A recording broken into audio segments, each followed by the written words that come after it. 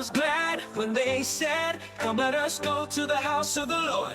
I was glad when they say, come let us go to the church with no walls. You are my brother, you are my sister.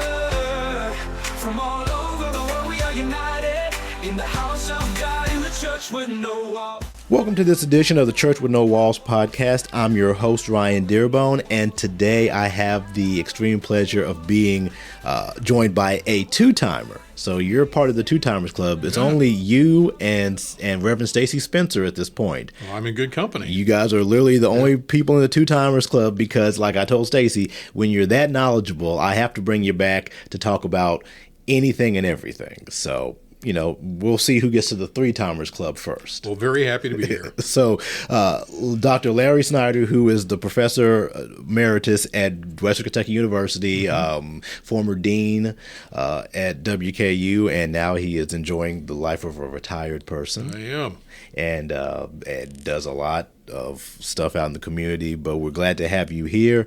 Today, we're going to have a topic that, for a lot of people, can be off-putting, it can be cynical, it can be a lot of things, because when you talk about politics and you talk about religion, you're opening up Pandora's box for a lot of people who say either there should be a clear separation, or who their politics are derived and pushed through their religion. So to make a little sense of this, and obviously whoever's listening to this, we are not saying that we are experts in politics and religion. We are not telling you how to think, how to feel, but this is a conversation that I believe that most people are having. So let's have it on a podcast. So, Dean Snyder, and I'm gonna call you Dean Snyder because you're always my dean. So, Dean Snyder, the first question is, what does the Bible actually say when it comes to politics and religion? Because there was politics back in the Bible.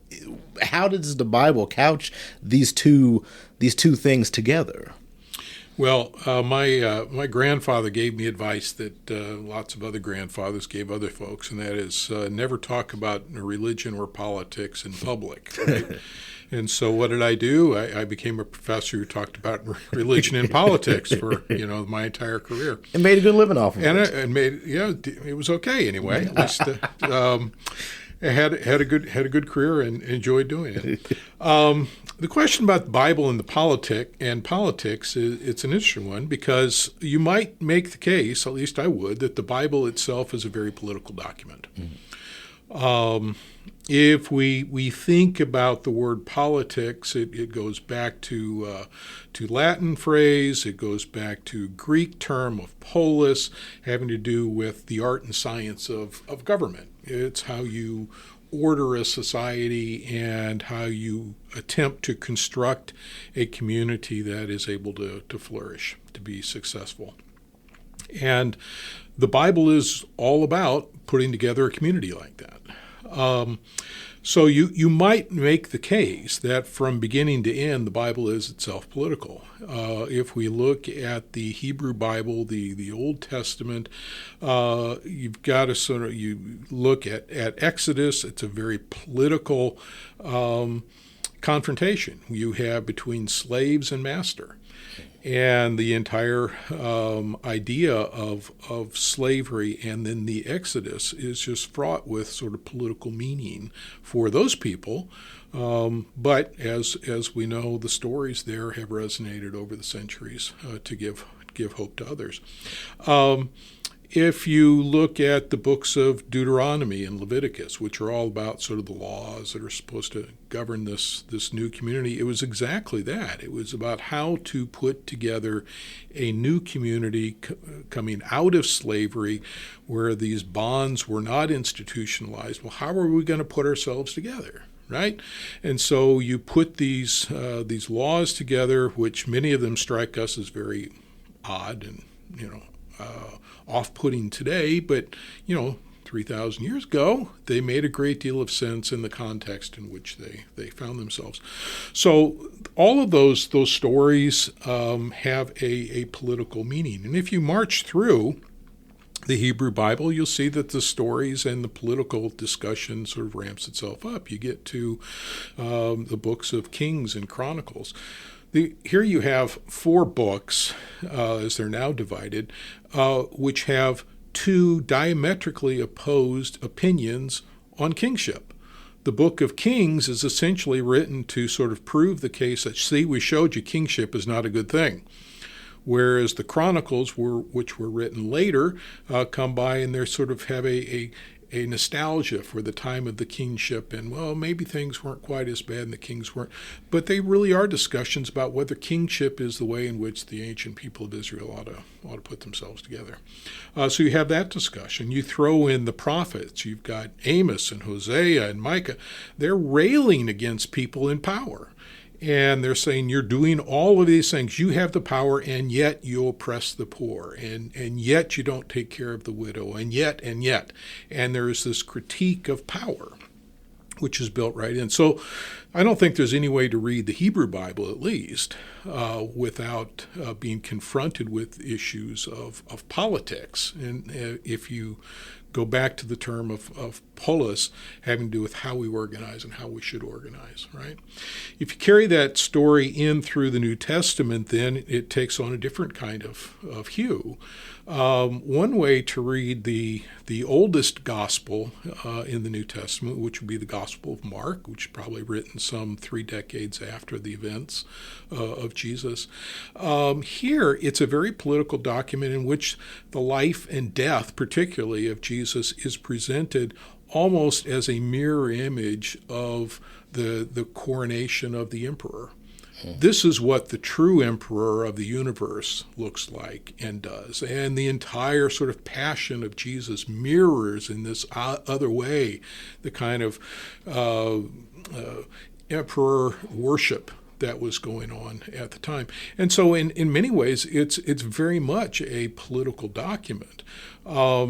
So that the early Christians, when they would declare Jesus as Lord, that was a seditious statement, because it essentially said Jesus is Lord and Caesar is not. In the same way someone could say today, Jesus is Lord, Trump is not, or King George is not, or whatever. It had that other part that was kind of left off, implied, but very much present. So it's a very political document. If you move through, for example, the Acts of the Apostles, which is the first history of Christianity, they describe this new community that they form, in which everyone had everything in common. It's a very communal kind of existence, and they're expecting an imminent return of Jesus. So that means we live our lives in a new way, in a different kind of way. If you move on through, and by the time you get to the book of Revelation at the very end, it's really a damning indictment of the Roman Empire, which is oppressing early Christianity. And rather than be a kind of prophecy about, the end times in which you and I find ourselves living, it was really a statement to the people living at the time saying, don't give up, have hope. At the end, God's going to win, and every evil empire will collapse, except for the empire of God. So again, read that way, the entire Bible, New and Old Testaments, are very political kinds of documents. They're not just about, here's how to put you in relationship with Jesus so that you can go to heaven. It's much deeper than that. So in that way, you could say that the entire Bible is itself political. And so as you kind of going through that, I was thinking about, because my daughter, she listens to on my phone, she'll watch these little YouTube videos that kind of explain the Bible and break it down for something that a 4 or 5-year-old can understand. And there was the story of Jesus and how Pontius Pilate decided he was like, I'm washing my hands of this, but kill him. Yeah. He was making a political strategic move in order to make sure that Jesus wasn't more popular than him, because, the Sadducees and the Pharisees had determined him to be literally poison, or politically poisonous to them. So I thought that was very, if that, and breaking that down, obviously, as an adult, you understand it differently, you see it differently, but even for a little 4-year-old, 5-year-old who doesn't quite understand the ramifications of the political parts of it, she's telling me, did you know this? Did you know that? I'm like, Okay, you're already getting paying attention. You're paying attention. You're getting a political Yeah. lesson, and you don't even know it. Now, when you go out into the real world, you're going to see that again in Yeah. different ways, shapes, and forms, and that's kind of where we find ourselves now with religion and politics, and how we're kind of see. Well, I guess we've seen it for decades, and Sure. not longer. They're weaving in and out of each other, whether you'd like to admit it or not. And I might add, then even the translations of the Bible have political context to them. The King James Bible, the revered translation for so many, came out in 1611. That was an avowedly political document in which King James is trying to pacify different members of his kingdom, Catholics and on one side, Puritans on another, the Church of England kind of in middle, and the way he thought to do that, we'll come up with a new translation that'll bring everybody aboard. And that was the purpose of it. Well, it didn't work out that way. Catholics wouldn't touch it for one reason. Puritans wouldn't touch it with a 10-foot pole. And so, it had very much even the histories of the translations of the Bible often have a political context to them. And I might also add this is not unique to Christianity either. You could argue that the question of right behavior and how do I live in the world in right relationship with other people, how do we create a flourishing society, is one of those perennial questions that you find in every religion, not just Christianity. So if you read something like the Bhagavad Gita, the holy text in Hinduism, it starts out as a conversation about what's my duty in a time of war. And it goes on from there, and you can read it in different kinds of ways, read it as allegory or what. But built into all of those texts, there's always some political element, because we live in a world in which we are in relationship with everyone else, like it or not. And the question is, how best to do that? And that's a political question. So how do we get to this point of separation between church and state, because they're so intertwined? And sometimes we use religion to defend our politics, and our politics to defend our religion. How do we get to the point where the thought was that separation of church and state is a good thing, it's a necessary thing? Well, that is one of the inventions of the American experiment. It was a radical experiment, to say the least. And the fact, the founders often talked about it as experiment because they weren't entirely sure it was going to work. It hadn't been tried before. The United States is born out of revolution against Great Britain, and Great Britain, of course, had an established church, still does. It's the Church of England. And so to be English also means that in some sense the Church of England is the religious banner to which you sort of bend, even if you happen to be Muslim or Hindu or something else. And once we got to the American colonies, those sorts of things began to look different, right? In part, it had to do with the folks who came here. So for, at least in New England, many of those folks who came and settled in New England were religious dissenters. We refer to them as pilgrims, or in a larger group, the Puritans. And they saw themselves very much as dissenters against the Church of England. Either, like the Pilgrims, they wished to completely sever ties and sort of start over, or like the Puritans, the name itself means to purify. They wished to purify the Church of England, and they thought they might be able to do it better here in this new wilderness as they saw it. And so they came. So it's very interesting, from the very beginning of our colonial settlement, there was a push for what becomes known as disestablishment, or at least a latitude for the flourishing of different religious options. And as you move through the colonies and then into the Revolutionary era, it just was not practical because you had so many different religious groups here. Now, granted, most of those groups were of a Christian stripe of one sort or another, but they weren't just Protestants versus Catholics. They were all kinds of Protestants, and they quite literally spoke different languages and used different kinds of prayer books and different Bibles. And there was no way to put this new community together, this politic together, based on a single religious option. Just was not practical. That was one side of it, the practical argument. The theoretical argument, though, is for our founders, most of them were well learned in history, and particularly history of Europe and then history of the Greeks and Romans. And the most recent and prevalent part of that history of Europe was the 30 Years' War, which was still present on everyone's mind 100 and 150 years later. In the 30 Years' War, for the first part of the 17th century, so the 1600s, Europe literally tore itself apart in the wars of religion. Protestants against Catholics, and one kind of Protestant against another kind of Protestant.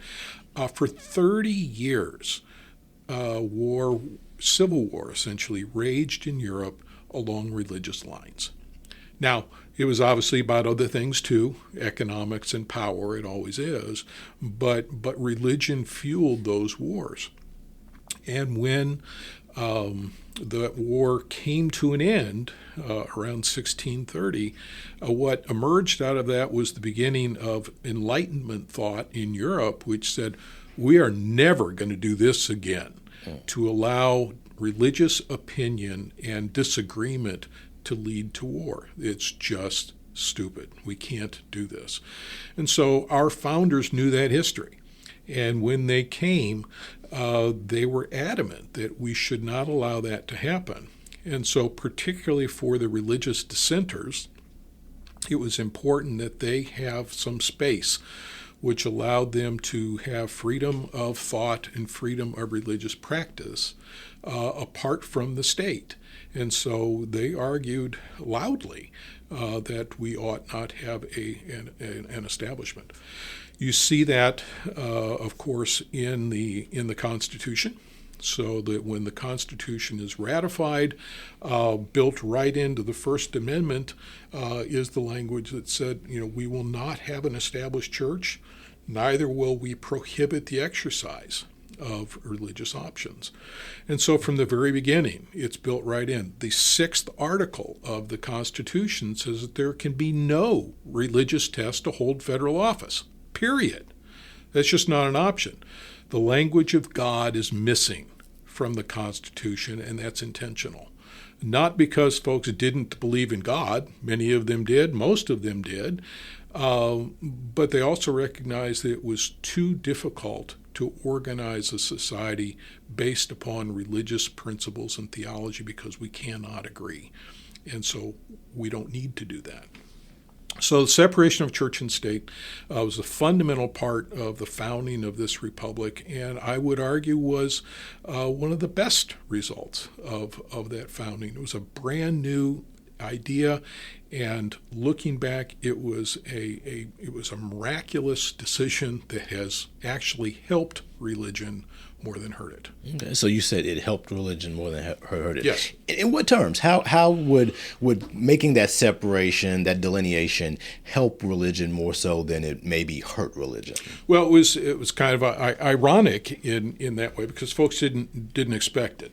So someone like a rationalist like Thomas Jefferson, he really thought that, okay, if we disestablish religion, rationalism will rule the day, and eventually Americans will outgrow their need for this, and it will just sort of evaporate over time. He was very much a secularist in that kind of way. Of course, it didn't work out that way, right? The effect of it was quite the opposite. By not having an established church, by not paying taxes to support clergy and institutions, religion became a voluntary matter. And in so doing, what you did was essentially create a religious marketplace. and those who were successful won. And there were all kinds of religious entrepreneurs that sprung up. Some were sort of fly-by-night, others came and stayed and are still here with us. But it created those options, and folks flocked to it. One of the best examples is in 1818. The state of Connecticut finally disestablished. So the Constitution says disestablishment is the order of the day at the federal level, but it doesn't say anything about the states. So about half of the states, a little less, after the Constitution still had an establishment. So in Massachusetts, you had an established church all the way up until 1833. It was the last one. And Connecticut had one until 1818. Well, they started debating this as to whether we should continue this establishment in Connecticut. And one of the folks that spoke up was Lyman Beecher. Lyman Beecher was Presbyterian, very famous Presbyterian in the early Republic. And he was the father of Harriet Beecher Stowe. I was going to ask. Yes, the name sounded familiar. that was her father. And he was adamant. He said, if we disestablish religion, it's going to mean the end of religion and the end of Christianity in the state of Connecticut. This is not good for our soul. Well, he was overridden and outvoted. The state voted to disestablish religion in 1818. What happened, though, was something that he did not expect. Rather than seeing religious attendance and participation go down, it actually went up. Salaries for clergy actually went up. Giving went up. All of the indicators, and he said, within a couple of years, he said, "My God, we're having a revival here," right?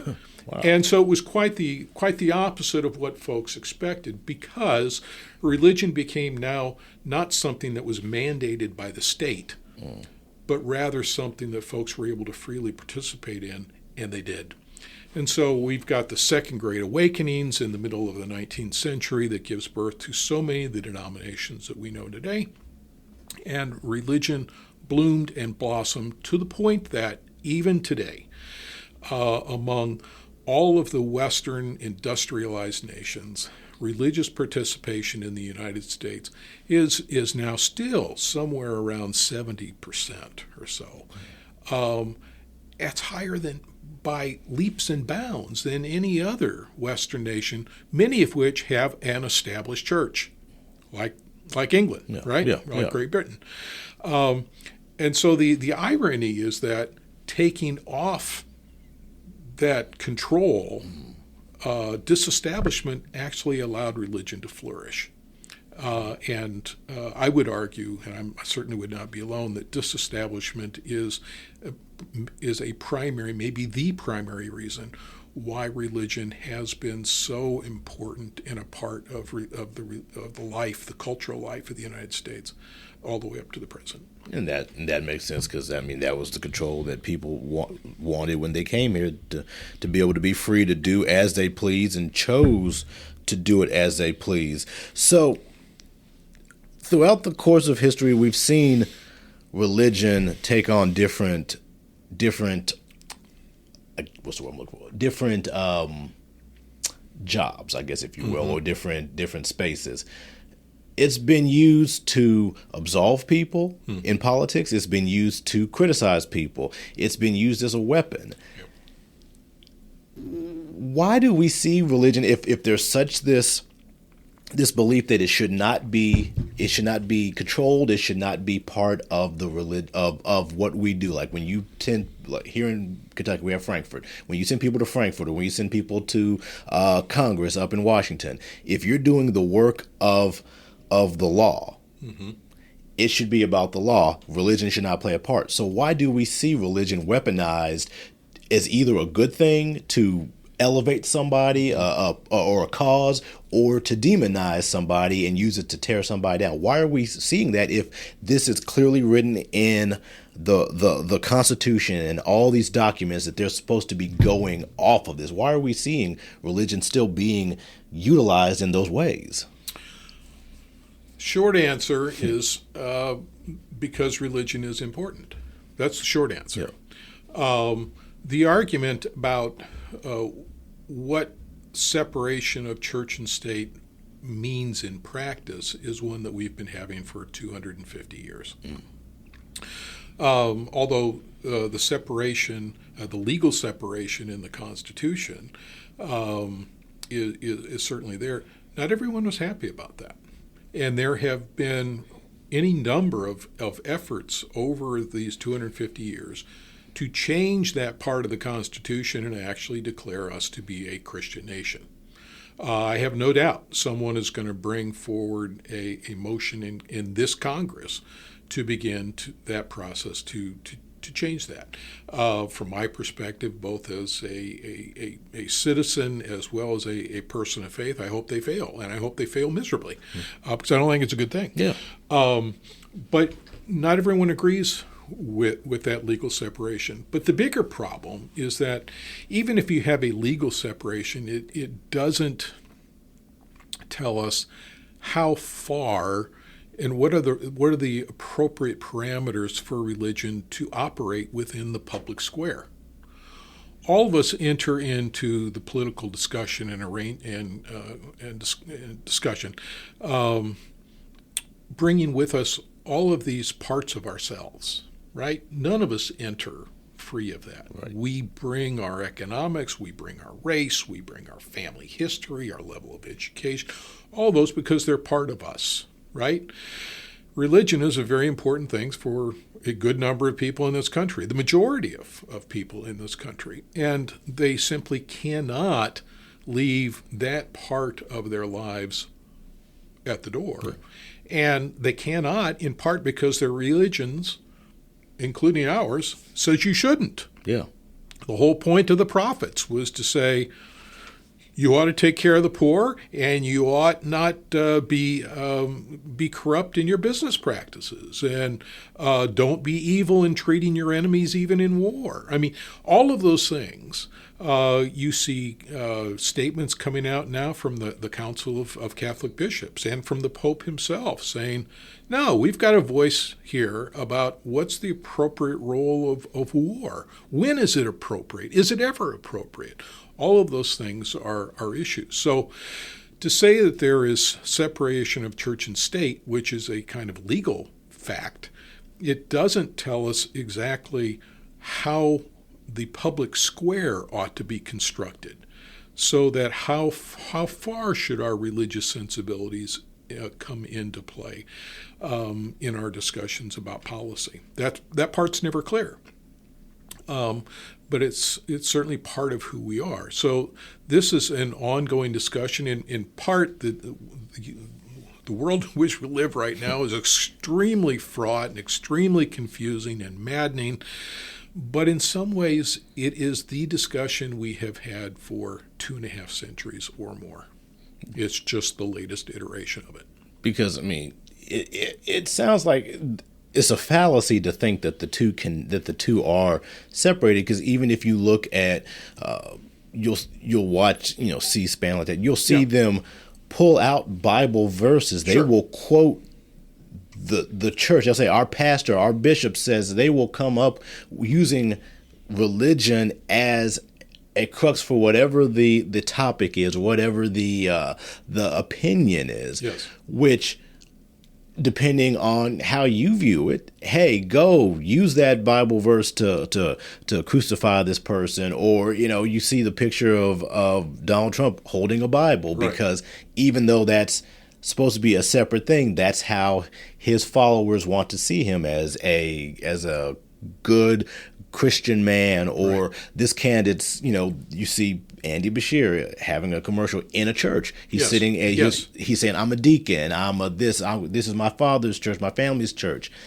There is that distinct push to have religion in it, whether it's subtle or whether it's overt, smacking you in the face that, hey, I am religious to some degree. Hopefully you're that same type of religious or in that same type of boat as me, because if so, my policies may be my policies, but we're both religious together. We're both Christians together. Or we believe this. You should follow me based only off of that. Right. Well, it raises the whole issue of how folks throw around the term Christian nationalism. these days, and it's become more of an epithet than it's become a descriptor, right? Folks on the left use it to describe sort of the MAGA culture and the MAGA wing of the Republican Party, and it's certainly not a compliment when they use it.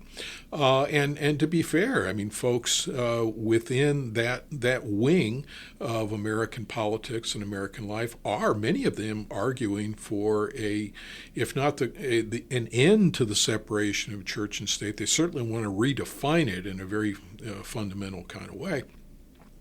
But the other side of it, and the example you used of our present governor is a perfect one. James Tallarico is running for the Senate in Texas, a Democrat, and he has his line of attack is not that Christian values are off the table, and we shouldn't be talking about religion and Christianity. His argument is that Republicans are not Christian enough. Because if they were Christian enough, they'd take care of the poor. They would not be so inhumane to immigrants. They would go down the line. Right? Mm-hmm. And so he is also presenting a form of Christian nationalism. It's just a liberal version of it. And that, too, is part of our history. 100 years ago, if you were to talk who is a good Christian nationalist, 100 years ago, it was folks on the left. Yeah. And they were arguing that we need to create an equitable society using Christian values. And this was a central part of the New Deal. Folks like Francis Perkins and Harold Ickes, who were members of that administration, were arguing for and were successful in establishing things like Social Security and reforming labor laws. And they did so avowedly by appealing to Christian rhetoric and Christian ideals. They were on the left end of the spectrum. They saw America as a potentially Christianized nation with a very different kind of agenda. So there's Christian nationalism, but really are Christian nationalisms. Yeah. And the problem is, which set of values are you espousing? And that's really where we ought to be having that argument. We'll continue this conversation on our next edition of The Church with No Walls. As always, I'm your host, Ryan Dearbone. And take care and be blessed. Come let us go to the church with no walls. You are my brother, you are my sister. From all over the world we are united in the house of God, in the church with no walls. La la la la la, without walls.